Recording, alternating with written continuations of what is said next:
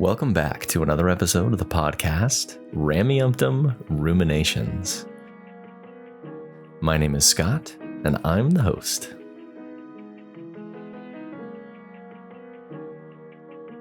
Today's episode is called The Very Best Revenge.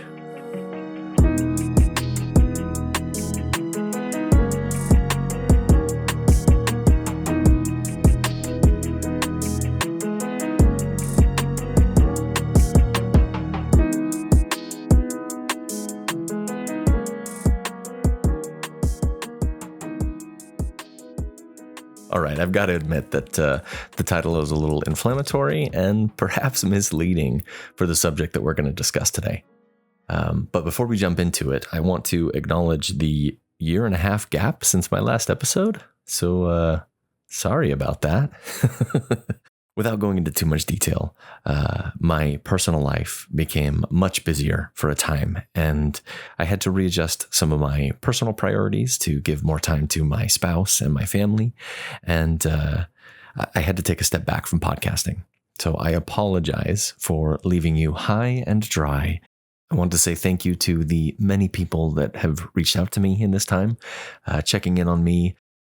I've mentioned my struggles with mental health, depression, and it was very thoughtful and kind of so many of you to check in on me and make sure that I was okay. And just want to say that, yes, I am doing great. My mental health is better than it's ever been. It is something that I'll probably struggle with my whole life, but that's something I've come to accept. Enough about that. Let's jump into this. So for many of you that may not have listened, maybe this will be your first episode of one of my podcasts. The tone that I try to set is one of neutrality and acceptance, both of active believing members and those that have left the church. With that said, I can be critical of the church, but I try to be fair with the criticisms that I do make. Today, I want to discuss judgment. I want to discuss the feeling of acceptance. I want to discuss the way people that leave the church are oftentimes treated by members that stay in the church.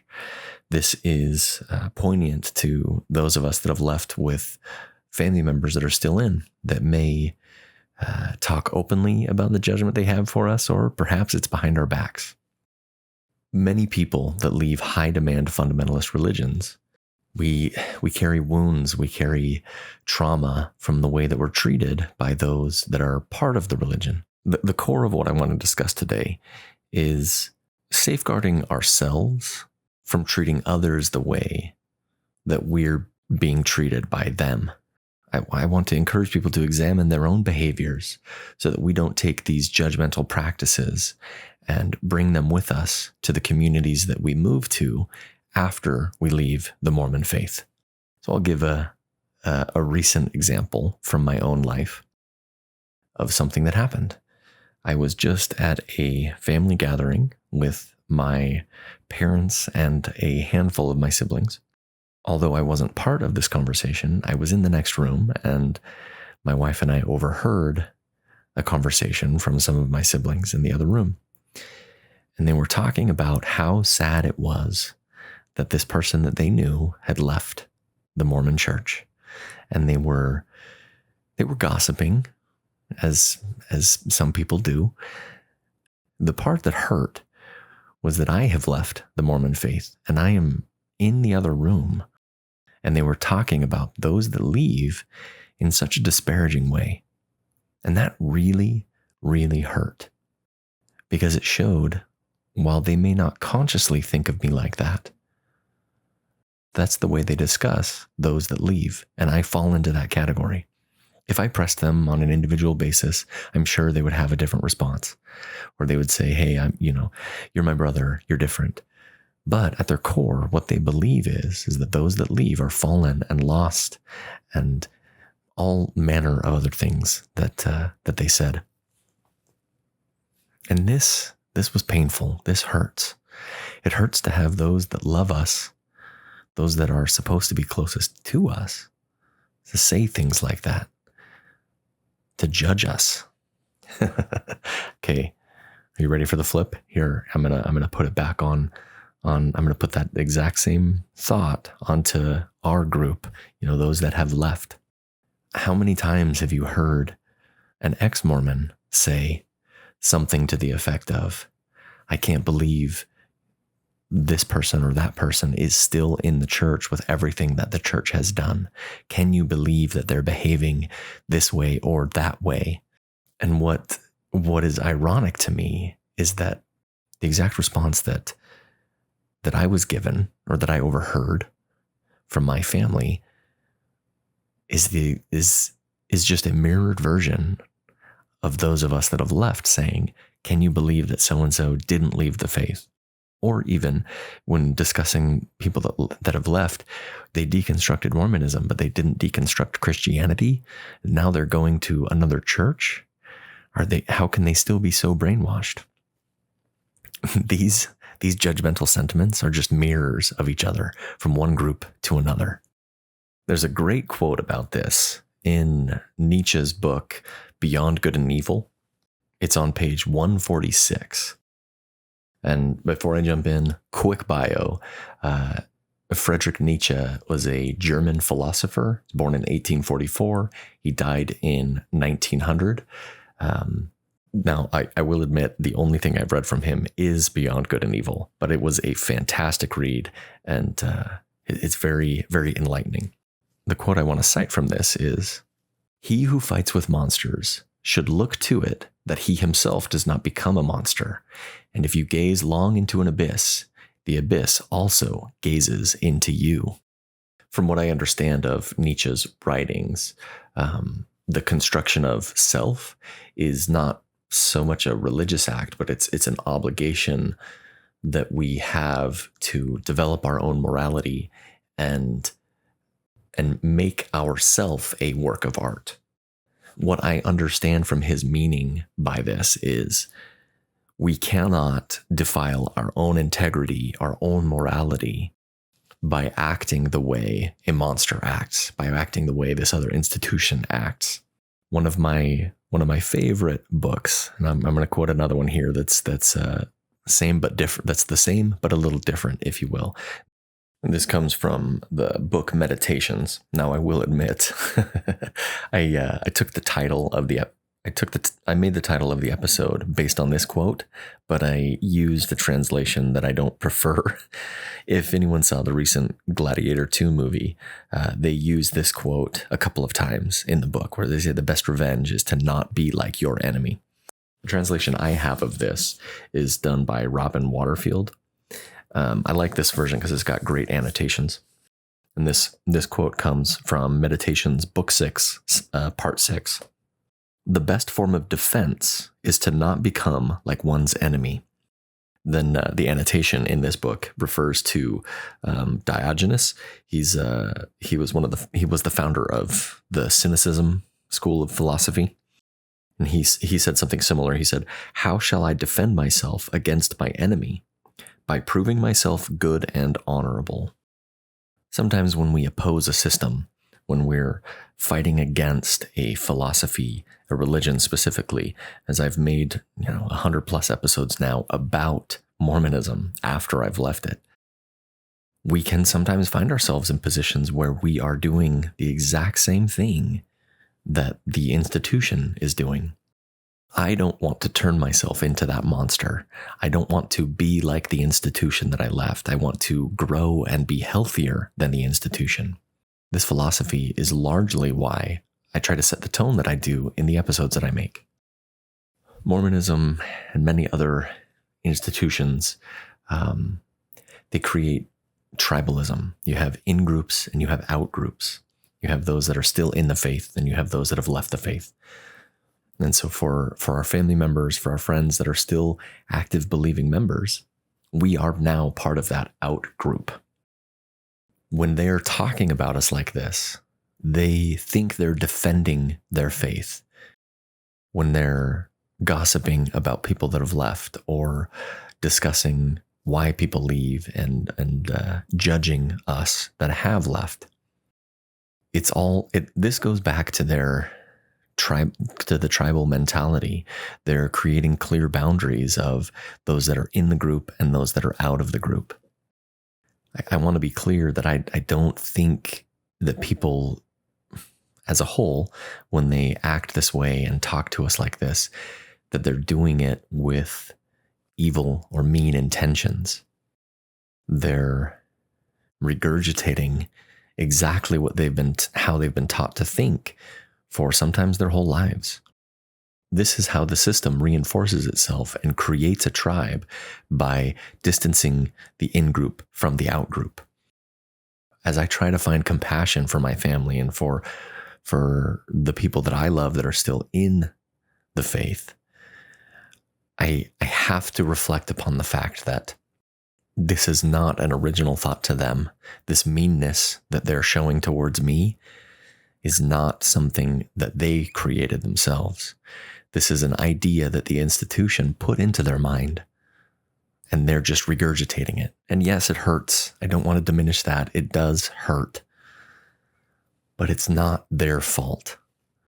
And then on the flip side, as I said, I kind of wanted to mirror this. I want us to understand as those of us that have left, I want us to be able to reflect on the way we talk about people that are still in, or people whose spiritual journey doesn't look exactly like ours. And I want us to be able to offer that compassion to them. Have an open dialogue. Do your best to communicate with them and say, hey, I disagree with this or that. Tell me why you've followed this different spiritual path than me, and allow them to be in whatever space that they're in. I have a close friend who we left the LDS church around the same time, and I took the path towards agnosticism and atheism. And this gentleman took a path towards shamanism and is now following a shamanistic tradition and is getting his spirituality from that practice.